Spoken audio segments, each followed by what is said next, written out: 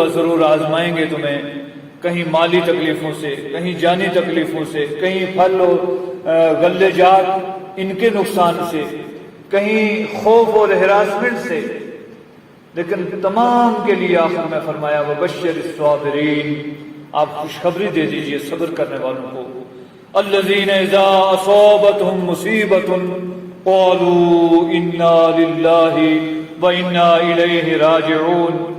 ان لوگوں کی تعریف بیان کی جا رہی ہے کہ اچھے لوگ وہ ہیں جب ان کو کوئی تکلیف پہنچتی ہے، پریشانی آتی ہے تو وہ انا للہ پڑھتے ہیں، وہ یہ کہتے ہیں ہم اللہ ہی کے ہیں، اسی نے پیدا کیے ہیں، اسی کی طرف لوٹ کر جانا ہے، ہماری زندگی کا بھی وہی مالک ہے، موت کا مالک بھی وہی ہے، عزت و ذلت بھی اسی کے اختیار میں ہیں، تنگیاں اور خوشیاں بھی اسی کے اختیار میں ہیں، انا للہ و انا الیہ راجعون، اولئک علیہم صلوات من ربہم، فرمایا ایسے لوگوں کے لیے رب کی طرف سے صلوات ہیں، مہربانیاں ہیں، رحمتیں ہیں، بخشش ہے، اور ایسے لوگ کامیاب لوگ ہیں۔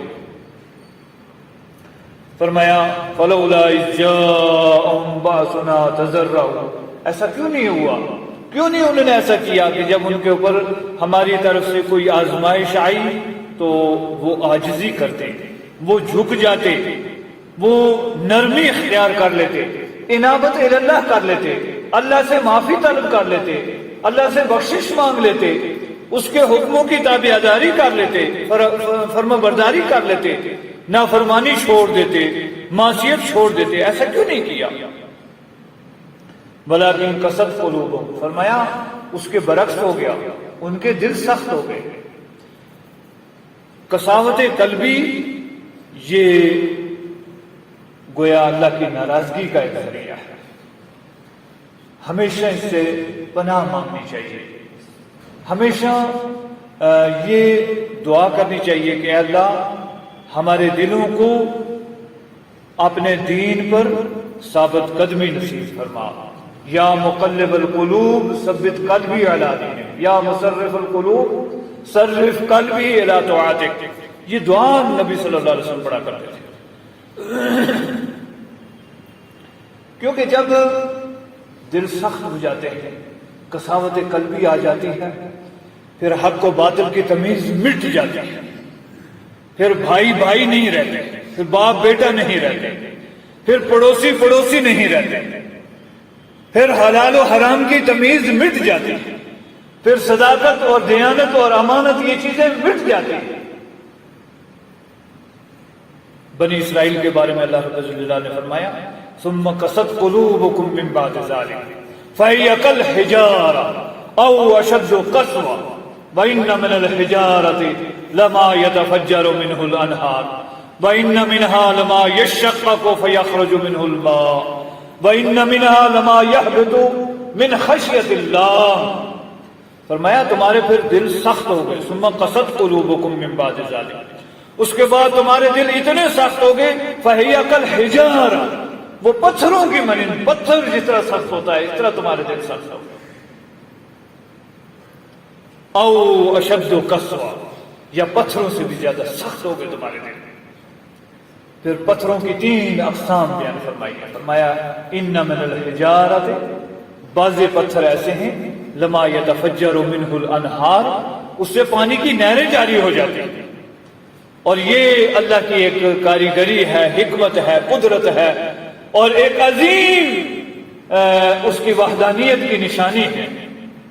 آپ دیکھیں بتیری جگہ پہاڑوں سے پانی نکلتا ہے، بڑے بڑے چشمے جاری ہو رہے ہیں، اور اس کی جو ابتدا ہے جہاں سے پانی نکلتا ہے وہاں سے جا کر دیکھو تو صرف پتھر سے پانی نکل رہا ہے، پتھروں سے پانی نکلنا ہے۔ بات لمبی ہو جاتی ہے، اہل علم نے بڑی اس سلسلے میں گفتگو کی ہے۔ معجزات، انبیاء علیہ السلام کے معجزات، اور ان میں حضرت موسیٰ علیہ السلام کا ایک معجزہ یہ تھا کہ اللہ رب الجلال نے حکم دیا، انہوں نے اپنی قوم کے لیے پانی طلب کیا، اللہ تعالیٰ نے حکم دیا اپنی لاٹھی پتھر پر مارو، تو اس سے چشمے جاری ہو گئے، پانی کے چشمے، پتھر سے پانی کے چشمے۔ بعض کہنے والوں نے کہا کہ یہ کتنا بڑا معجزہ ہے، گویا رسول اللہ کے معجزوں سے بڑا معجزہ ہے۔ جو اپنی نسبتیں حضرت موسیٰ علیہ السلام کی طرف کرنے والے تھے، انہوں نے کہا یہ بڑا معجزہ ہے۔ تو پھر جواب دینے والوں نے جواب دیا کہ جاؤ دیکھو، ایک نہیں ہزاروں جگہ ایسی مل جائیں گی پہاڑی علاقوں میں کہ جہاں چشمے پانی کے چشمے پتھروں سے ہی جاری ہیں۔ یہ رب کی حکمت ہے، رب کی مشیت ہے، وہ علی کل شیء قدیر ہے۔ وہ یہ دکھانا چاہتا ہے ہمیں، ہمارے آنکھ ہمارے کان کھولنا چاہتا ہے، ہمارے دماغ کھولنا چاہتا ہے کہ رب وہ ہے جو پتھر سے پانی نکال رہا ہے۔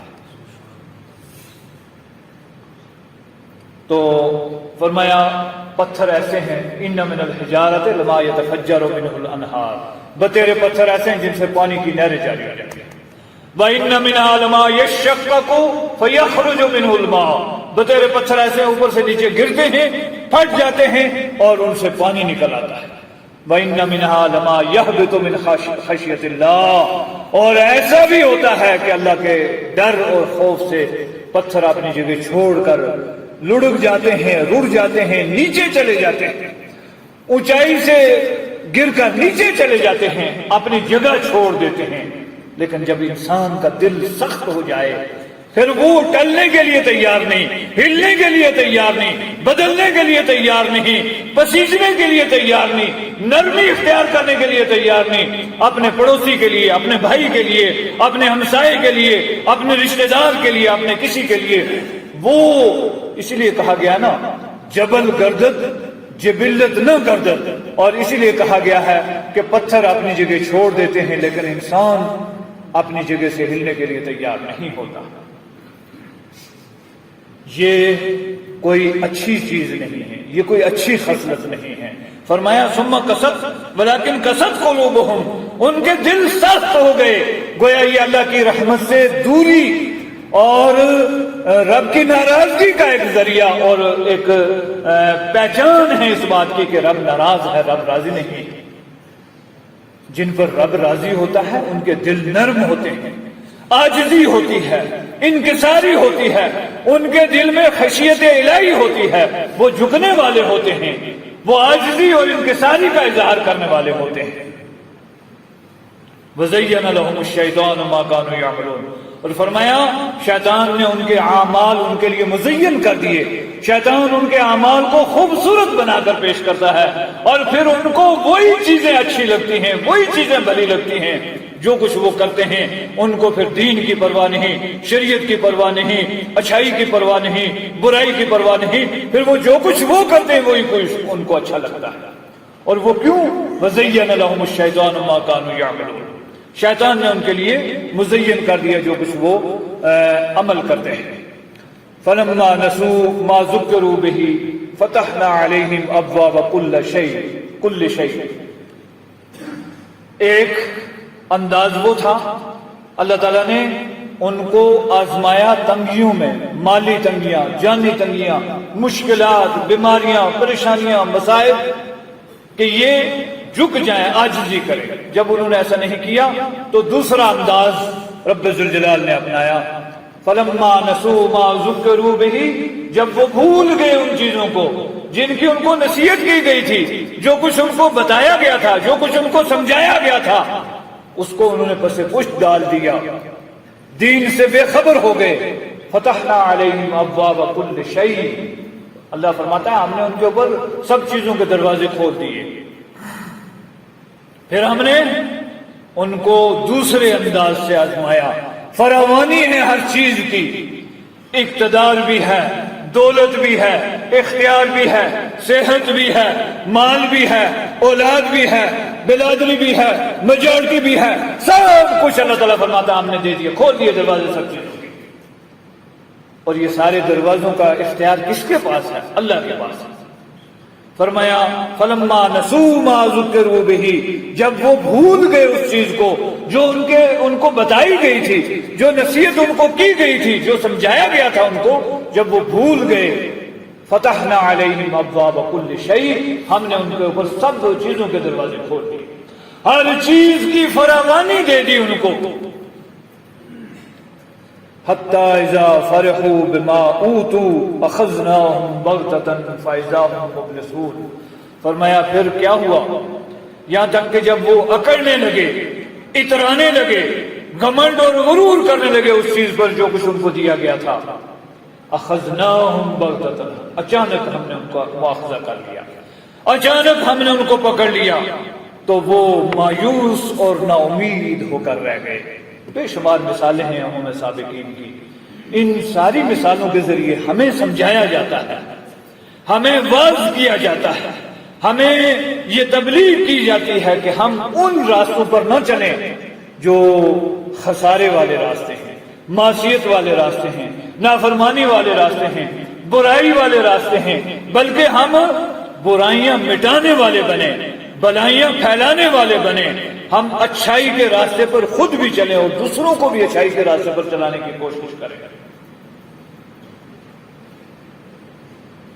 جب تک انسان خود اچھے راستے پر نہیں چلتا ہے دوسرے کو نہیں کہہ سکتا۔ مثلاً ایک آدمی بے نماز ہے، ووٹ کر کھڑا ہو جائے، تبلیغ کرنے لگے جی سارے لوگ نماز پڑھا کرو، اس کی بات پر کون دھیان دے گا؟ کوئی نہیں دھیان دے گا۔ ایک آدمی شرابی ہے، ووٹ کر شراب کے خلاف بات کرنے لگے، نشے کے خلاف بات کرنے لگے، کون اس کی بات پر دھیان دے گا؟ مختصر خود بھی اچھا بننا ہے اور دوسروں کو بھی اچھائی کی طرف، بھلائی کی طرف دعوت دینی، خود بھی شریعت کا پابند بننا ہے اور دوسروں کو بھی اس کی تبلیغ کرنی ہے۔ صبح ہی درس میں بات آئی تھی، فرمایا اصحاب سبت کا واقعہ بیان ہوا۔ اصحاب سبت میں 3 طرح کے لوگ تھے۔ ایک وہ گروہ تھا کہ جو اللہ کی نافرمانی کرنے والا، ایک گروہ وہ کہ جو اپنے آپ کو بچا کے چپ چاپ بیٹھنے والا، اور تیسرا گروہ وہ کہ جو خود بھی معصیت سے اور برائی سے دور رہنے والا اور دوسروں کو بھی برائی سے دور کرنے کی تبلیغ کرنے والا۔ جب اللہ کی طرف سے عذاب آیا تو دونوں گروہ، جو خاموش بیٹھے رہنے والے تھے وہ بھی اور جو معصیت کرنے والے وہ بھی، ان کی شکلیں تبدیل ہو گئی۔ فَقُلْنَا لَهُمْ كُونُوا قِرَادَةً خَاسِئِينَ، قرآن کریم میں اللہ رب الجلال ارشاد فرماتا ہے ہم نے کہا ہو جاؤ بندر ذلیل، انسانی شکلیں نہیں بچی۔ یہ جمعے کی نماز کی کس قدر اہمیت ہے۔ رسول اللہ صلی اللہ علیہ وسلم نے ارشاد فرمایا اللہ نے تمہارے لیے، امت محمدی کے لیے یہ کرم کیا ہے، تمام ایام میں افضل دن جمعے کا دن ہے اور وہ امت محمدیہ کو عطا کیا گیا ہے۔ تم سے پہلے یہود و نصارہ کو عبادت کے لیے مخصوص دن، یہود کے لیے ہفتے کا دن تھا، نصارہ کے لیے اتوار کا دن تھا، اور گویا یہ بچا کے رکھا تمہارے لیے، ریزرو رکھا تمہارے لیے، اور وہ جمعے کا دن تمہیں عطا کیا گیا۔ ہمارے نادان لوگوں نے پہلے یہ شوشے چھوڑے کہ جمعہ تو صرف شہر میں ہو سکے گا، دیہات میں نہیں ہو سکے گا۔ لوگوں کے دلوں سے جمعے کی اہمیت کو ختم کیا گیا۔ آج یہ حالت ہے، ابھی بازار جا کر دیکھو، بازار بھرے ہوئے ہوں گے، گاڑیوں میں جمعے کے اذانیں ہو رہی ہیں، بیٹھ کے لوگ گھروں کو جا رہے ہیں، دفتروں میں ہیں، کاروبار میں ہیں، جمعے کی کوئی اہمیت نہیں۔ اور یہی وہ دن تھا، ہفتے کا دن، جس میں ان لوگوں نے وَلَقَدْ عَلِمْتُمُ الَّذِينَ اعْتَدَوْا مِنْكُمْ فِي السَّبْتِ فَقُلْنَا لَهُمْ كُونُوا قِرَادَةً خَاسِئِينَ فَجَعَلْنَاهَا نَكَالًا لِمَا بَيْنَ يَدَيْهَا وَمَا خَلْفَهَا وَمَوْعِظَةً لِلْمُتَّقِينَ، فرمایا رب صلی اللہ علیہ وسلم۔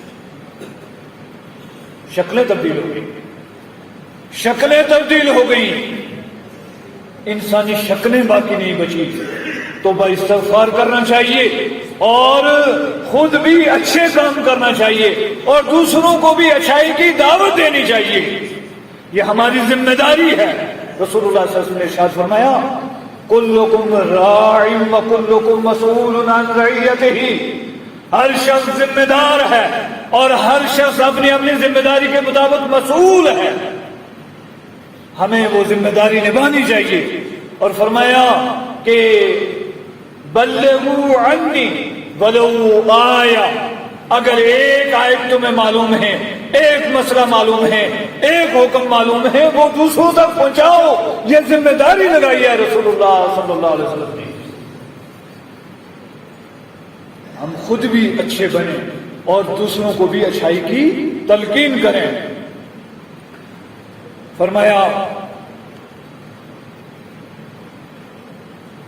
فَلَمَّا نَسُوا مَا ذُكِّرُوا بِهِ، جب وہ بھول گئے اس چیز کو جس چیز کی ان کو نصیحت کی گئی تھی، فَتَحْنَا عَلَيْهِمْ أَبْوَابَ كُلِّ شَيْءٍ، ہم نے ہر چیز کے دروازے ان پر کھول دیے، حَتَّى إِذَا فَرِحُوا بِمَا أُوتُوا، یہاں تک کہ جب وہ گھمنڈ میں آ گئے، خوشی میں آ گئے، اس چیز پر اترانے لگے جو کچھ ان کو ملے تھی، أَخَذْنَاهُمْ بَغْتَةً، اچانک ہم نے ان کو پکڑ لیا، فَإِذَا هُمْ مُبْلِسُونَ، اس وقت وہ ناامید ہونے والے تھے، فَقُطِعَ دَابِرُ الْقَوْمِ الَّذِينَ ظَلَمُوا، فرمایا ظالموں کی جڑ کاٹ دی گئی، وَالْحَمْدُ لِلَّهِ رَبِّ الْعَالَمِينَ، تمام تعریفیں اللہ رب العالمین کے لیے۔ سلسلے وار گفتگو میں یہ مختصر چند باتیں تھیں، کیونکہ نبی پاک صلی اللہ علیہ وسلم کا یہ معمول مبارک تھا، جیسے حالات ہوں ان کو مد نظر رکھتے ہوئے آپ بعض ارشاد فرمایا کرتے تھے۔ بسم اللہ الرحمن الرحیم، والفجر ولیال عشر والشفع والوتر واللیل اذا یسر، اللہ رب الجلال نے ارشاد فرمایا قسم ہے فجر کی، والفجر ولیال عشر، اور 10 راتوں کی، والشفع والوتر، تاک اور جفت کی، واللیل اذا یسر، اور رات کی جب وہ جانے لگے۔ یہ 4 قسمیں کھائی ہیں رب الجلال نے۔ قسم کے سلسلے میں ایک بات یہ یاد رکھنی چاہیے کہ اللہ چونکہ خالق کل ہے، وہ جس چیز کی قسم کھانا چاہے وہ کھا سکتا ہے، اور بغیر قسم کھائے بھی اللہ کا فرمان سچا ہے، وَمَنْ أَصْدَقُ مِنَ اللَّهِ قِيلًا وَمَنْ أَصْدَقُ مِنَ اللَّهِ حَدِيثًا، اللہ سے بڑھ کر سچی بات کسی کی نہیں ہو سکتی، لیکن کسی معاملے کی اہمیت کے پیش نظر اس نے قسمیں کھائی ہیں متعدد مقامات پر قرآن کریم میں۔ تو یہاں قسم کھا کر یہ ارشاد فرمایا والفجر، اہل علم کی بڑی لمبی بحثیں اس سلسلے میں کہ ان سے کون سی فجر مراد ہے، 10 ذی الحج کی فجر مراد ہے یا مطلق کوئی بھی فجر کی قسم کھائی گئی ہے، والفجر ولیال عشر، اور 10 راتوں کی قسم کھائی گئی ہے۔ اس سے مراد یہ عشرہ ذی الحجہ کی 10 راتیں ہیں، 10 دن۔ صحیح حدیث ہے، رسول اللہ صلی اللہ علیہ وسلم نے ارشاد فرمایا ما من ایام، کوئی دن اتنے افضل نہیں ہیں اللہ کے ہاں جتنے افضل یہ 10 دن ہیں۔ اللہ کے ہاں نفل عبادت جتنی ان 10 ایام میں پسندیدہ ہے، مقبول ہے، اتنا ان کے علاوہ کوئی دوسرے دن نہیں۔ گویا ان ایام کی بڑی فضیلت بیان ہوئی متعدد احادیث میں، اور وہ دن آج سے شروع ہو گئے۔ آج ذی الحج کی 1 تاریخ ہے۔ ویسے تو ہمیں مکمل طور پر ان سارے مہینوں اور تاریخوں کی جانکاری بھی ہونی چاہیے۔ قمری حساب سے ایک نظام ہے اور شمسی حساب سے ایک نظام ہے۔ شمسی حساب سے سال کے 365 دن ہوتے ہیں، کم و بیش چند گھنٹے آگے پیچھے، اور قمری نظام سے سال کے 355 یا 54 دن ہوتے ہیں، چند گھنٹے آگے پیچھے کے اعتبار سے۔ اسلامی شریعت میں جتنے مسائل ہیں وہ روزے ہیں، حج ہے، نکاح طلاق کے معاملات ہیں، یا دوسرے بہت سارے معاملات ہیں، ان کا نظام، ان کا سسٹم یہ قمری نظام سے رکھا گیا ہے، چاند کے مہینے کے نظام سے رکھا گیا۔ اور قمری مہینے، ان میں 4 مہینے حرمت والے مہینے ہیں۔ قمری مہینوں کی ابتدا، یہ ایک لمبی تفصیل ہے، مختصر، محرم الحرام سے ہوتی ہے۔ پہلا مہینہ محرم کا مہینہ ہے، اور وہ مہینہ بھی حرمت والے مہینوں میں شمار ہے۔ محرم सफर, रबीउल अव्वल, रबीउल सानी, जमादिउल अव्वल, जमादिउल सानी, रजब, शाबान, रमजान, शव्वाल, ज़िलक़ाद और ज़ुलहज या ज़िलहज, ये 12 महीने हैं। गोया इस एतबार से साल का ये आखिरी महीना है। और जो हुर्मत वाले 4 महीने हैं उनकी जो तरतीब रसूलुल्लाह सल्लल्लाहु अलैहि वसल्लम ने इरशाद फरमाया ज़ुल्क़ाद, ज़ुलहज, मुहर्रम और रजब, ये 4 महीने हुर्मत वाले, उनमें सलासुन मुतवालियातुन 3 महीने ये लगातार हैं। तो गोया ये हुर्मत वाले महीनों में दूसरा महीना है। और इस्लाम के बुनियादी जो 5 अरकान हैं उनमें से एक अजीम रुकन है हज, वो इसी महीने में है। और अल हज और शोर मालूमात में इसकी पूरी तफसील मौजूद है कुरान करीम में। उसके अलावा अजीम तरीन तारीखी चंद वाक़यात भी इस महीने में पाए जाते हैं। सैयदना इब्राहीम खलीलुर रहमान अलैहिस्सलातु वस्सलाम ने रब्बुल जुल जलाल के दरबार में कुर्बानी जो पेश की, उसका निज़ाम है, हज का निज़ाम है। तो अजीम इबादतें हैं इस महीने में। और इसी अशरे में ख़ास तौर से जो 10 दिन हैं, इन्हीं में हज का फरीज़ा और अरफे का दिन, अरफे के दिन के रोज़े की बड़ी अहमियत और बड़ी फजीलत है। साल भर के गुनाह माफ़ होने की बशारत सुनाई गई है। और अजीम इबादत कुर्बानी की इबादत है, लिहाजा इन अय्याम की कदर करनी है और इनमें ज्यादा से ज्यादा कार्य खैर करने की कोशिश करनी है। अगर कोई आदमी ये एहतमाम कर सके कि इन 10 दिनों को 9 दिन तक रोजे रखना चाहे, 9 रोजे रख ले, 9 नहीं रख सकता तो कम अज कम 5 रख ले, 5 नहीं रख सकता तो अय्याम 20 के जो रोजे हैं, मसलन जुमेरात का रोजा और पीर के दिन का रोजा, तो इस महीने इस अशरे में जो ये दिन आ रहे हैं इनके रोजे रख लिए जाए। और अगर कुछ नहीं कर सकता तो कम अज कम अरफे के दिन के रोजे का जरूर एहतमाम करें, इरादा कर लें। और अल्लाह की जात वो जात है कि सच्चे दिल से अगर आप इरादा करेंगे तो उस इरादे पर भी अजर और सवाब अता फरमाता है। बड़ी अहम चीज कुर्बानी है। और कुर्बानी के ज़िमन में रसूलुल्लाह सल्लल्लाहु अलैहि वसल्लम ने इरशाद फरमाया कि जो आदमी कुर्बानी देना चाहता हो उसके लिए ये ज़रूरी है कि वो इन 10 दिनों में फला याखुज़ मिन शारिही वला मिन अज़फ़ारिही, ना तो वो नाखून तराशे और ना वो बाल काटे। और बाल भी मसलन सर के बाल हैं, मूछों के बाल हैं, जिन बालों के काटने की इजाजत शरीयत ने दी वही है। उससे जो हम तजावुज़ करते हैं वो हुदूद इलाही में तजावुज़ है। और उससे कोशिश करें कि हम रसूलुल्लाह सल्लल्लाहु अलैहि वसल्लम की सुन्नतों को अपनाने में पहल करें और कोशिश करें कि सुन्नत पर अमल पैरा। तो फरमाया जो शख्स कुर्बानी देना चाहता है वो इन 10 दिनों में ना नाखून काटे ना बाल काटे, बल्कि वो कुर्बानी के बाद नाखून और बाल काटे, उस पर भी अल्लाह रब्बुल जलाल अजर और सवाब अता फरमाता है। कुर्बानी क्या है?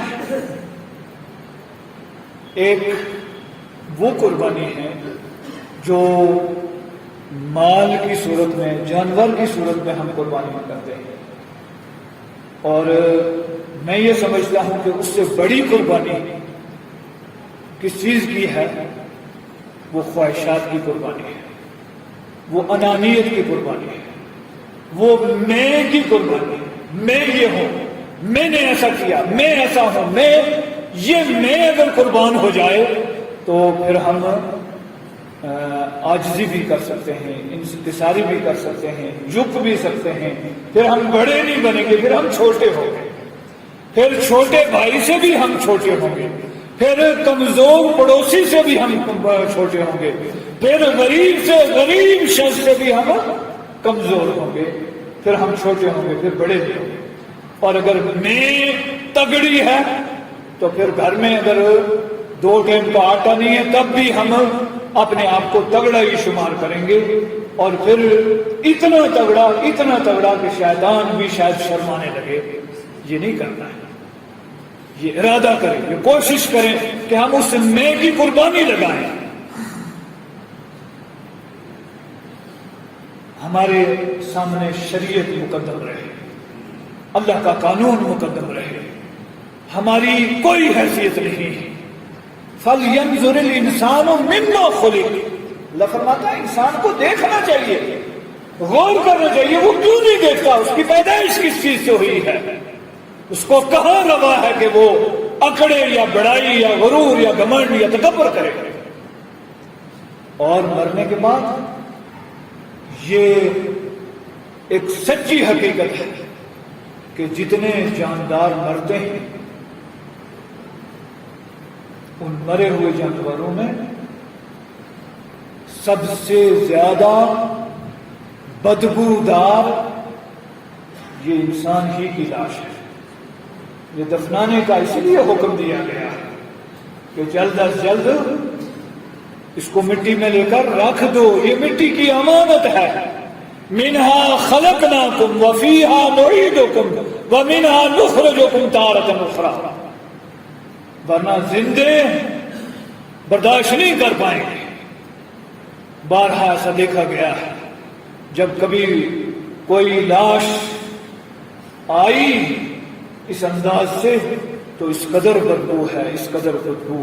اور اس میں یہ بھی نکتہ یاد رکھو، رسول اللہ صلی اللہ علیہ وسلم نے ارشاد فرمایا کہ دفنانے کے بعد سب سے پہلے جو چیز خراب ہوتی ہے، سڑتی ہے، بدبو شروع ہوتی ہے، وہ پیٹ ہے۔ ہاتھ، پیر، سر، دماغ، ٹانگیں، بائیں، یہ نہیں اتنی جلدی سڑتی، ٹائم لگتا ہے، 2-4 دن میں تو سب کچھ، لیکن سب سے پہلے 24 گھنٹے کے اندر جو چیز خراب ہوتی ہے وہ پیٹ خراب ہوتا ہے۔ اور اسی لیے رسول اللہ صلی اللہ علیہ وسلم نے بڑی تاکید فرمائی ہے، اور قرآن کریم نے بھی بڑی تاکید فرمائی ہے کہ حلال کھاؤ، حرام نہ کھاؤ، حلال کھاؤ، حرام سے اجتناب کرو، اس میں پیٹ میں حرام نہ بھرو، سب سے پہلے یہی خراب ہوگا، یہی گندا ہوگا، یہی سے سڑان اور بدبو آنی شروع ہوگی۔ تو قربانی کرو، خواہشات کی قربانی کرو، اس میں کی قربانی کرو۔ پھر اس کے بعد جو جانور ہیں ان جانوروں کے سلسلے میں سب سے پہلی چیز کیا ہے؟ اخلاص نیت ہونی چاہیے۔ ہم جانتے ہیں ابراہیم علیہ السلام نے جب قربانی دی تو اسماعیل علیہ السلام زندے بچ گئے تھے، اسماعیل علیہ السلام ذبح نہیں ہوئے۔ اسماعیل علیہ السلام کی نسل سے رب نے کائنات کے افضل ترین شخصیت کو دنیا میں پیدا کرنا تھا، مبعوث فرمانا تھا، اور سید الانبیاء، امام الانبیاء، سید ولد آدم بنانا تھا، اور ہزاروں سال بعد بنانا تھا۔ یہ رب کے نظام میں پہلے سے طے شدہ تھا کہ ختم المرسلین آئیں گے تو حضرت اسماعیل علیہ السلام کی نسل سے آئیں گے، لیکن اسماعیل ذبیح اللہ کہلائے۔ ان کی قربانی کو اللہ نے قبول فرمایا اور اعلان فرمایا کہ ہم نے ان کی قربانی کو قبول کیا۔ قرآن کریم میں انشاءاللہ وہ تفصیل آگے آئے گی۔ معلوم یہ ہوا کہ وہاں قبول کیا ہوا، وہ نیت قبول ہوئی کہ کس نیت سے حضرت ابراہیم علیہ السلام حضرت اسماعیل علیہ السلام کو لے کر مینا میں چلے گئے تھے اللہ کی رضا اور خوشنودی حاصل کرنے کے لیے۔ ہمارے یہاں کیا ہوتا ہے؟ پہلے ہم یہ پوچھتے ہیں کہ جانور کی قیمت کتنی ہے اور ماس کتنا ہوگا، گوشت کتنا ہوگا، بلکہ سب سے پہلے یہی سوال ہوتا ہے کہ اس کا وزن کتنا ہے۔ ہماری یہ قربانی ہے، یہ سوچ بدلو، یہ سوچ بدلنی ہے، یہ سوچ بدلنی ہے۔ پھر پاروں لے آئے، اس کو رنگ کر لیا، ہار کلیاں ڈال لی، اور اوپلے سرے سے بلے سرے تک بازار میں گھماؤ، اور پھر جب ذبح کرو تو کم از کم 50 آدمی آنے چاہیے ہمارے اس میں، کہ 50 آدمی کو پتا چلے کہ ہاں جی فلاں صاحب نے قربانی دی ہے۔ ان قربانیوں کی اللہ کو کوئی ضرورت نہیں ہے۔ ان اللہ لا ينظر الى صوركم واعمالكم ولكن ينظر الى قلوبكم واعمالكم، یہ صحیح حدیث ہے، مسلم شریف کی روایت ہے۔ ان اللہ لا ينظر الى صوركم، اللہ تمہاری شکلیں نہیں دیکھتا، یہ شکلیں اس نے بنائی ہے، اس کو پتا ہے۔ هو الذی یصورکم فی الارحام کیف یشاء، وہ ذات وہ ہے جو رحم مادر میں شکلیں بناتا ہے جیسے وہ چاہتا ہے۔ ہم میں سے کوئی انسان روئے زمین پر ایسا نہیں کہ جس نے جا کر پہلے وہاں آرڈر بک کروایا ہو کہ میرا ناک اس طرح کا ہونا چاہیے اور آنکھیں ایسی ہو اور دانت ایسے ہو اور منہ ایسا ہو اور فلاں چیز ایسی ہو اور اتنا لمبا ہو اور اتنا موٹا ہو، کسی نے نہیں۔ رب نے جیسے چاہا ویسے بنایا ہے، یہ رب کی تخلیق ہے۔ اس لیے فرمایا وہ تمہاری شکلیں نہیں دیکھتا کہ میں بہت خوبصورت ہوں، میں بہت لمبا ہوں، میں بہت یہ ہوں، میں یہ ہوں۔ اللہ کو کوئی ضرورت نہیں ان چیزوں کی۔ ان اللہ لا ينظر الى صوركم واموالكم، مالوں کو بھی اللہ نہیں دیکھتا، اس لیے کہ مال سارے اس کے ہیں، اسی نے دیا ہے، جس کو جو دیا ہے وہ اسی نے دیا ہے۔ ایک پائی بھی اپنی مرضی سے کوئی حاصل نہیں کر سکتا جب تک اللہ کی مشیت نہ ہو۔ اور ولكن ينظر، وہ دیکھتا ہے الی قلوبکم، دل دیکھتا ہے، یہ اندر سے صاف ہے کہ گندا ہے۔ اور وَأَعْمَالِكُمْ، اور اعمال کو وہ دیکھتا ہے۔ ہمیں کوشش یہ کرنی ہے، مختصر وقت نہیں ہوتا ہے، مختصر یہ کہ ہم نیتیں خالص کر لیں اور یہ ارادہ کر لیں کہ ہم نے قربانیاں کرنی ہیں انشاءاللہ۔ نبی صلی اللہ علیہ وسلم نے ارشاد فرمایا کہ جو آدمی قربانی کر سکتا ہے اور وہ قربانی نہیں کرتا، ہیلے بانے کہ بچوں کی شادی ہے اور فلاں کام ہے اور فلاں کام ہے اور فلاں کام ہے، اور کہیں پھنس جائے تو وہاں ہزاروں کے حساب سے جاتے ہیں، اور اگر بیاہ شادی کا تو ناک کو اونچا رکھنے کے لیے چاہے تولیوں کو کیوں نہ دینا پڑے وہ بھی دیں گے، کنجریاں نچانے پڑیں گے وہاں بھی دیں گے، لیکن قربانی کے لیے بیسیوں ہیلے بہانے شیطان آ کر بتائے تو فرمایا فلا یقربن مصلانا، اس کو پھر ہماری عیدگاہ میں آنے کی ضرورت نہیں۔ یہ رسول اللہ کا فرمان ہے، جو گنجائش ہوتے ہوئے قربانی نہیں دیتا، فرمایا اس کو پھر عیدگاہ آنے کی بھی ضرورت نہیں ہے۔ اس لیے ارادہ کریں آج سے اور کوشش کریں کہ ان اللہ طیب لا یقبل الا طیبا، اللہ پاک ہے، پاک چیزوں کو قبول کرتا ہے۔ سود کے پیسے، بیاج کے پیسے، رشوت کے پیسے، چوری کے پیسے، لوٹ گسور کے پیسے اور طرح طرح کے پیسے، اور پھر ان کی قربانیاں ہوں تو اللہ ان سے بے نیاز ہے۔ اللہ تعالیٰ ہمیں کہنے سننے سے زیادہ عمل کی توفیق عطا فرمائے۔ رب العالمین احکم الحاکمین ہمارے اعمال میں اخلاص پیدا فرما، ہماری نیتوں کے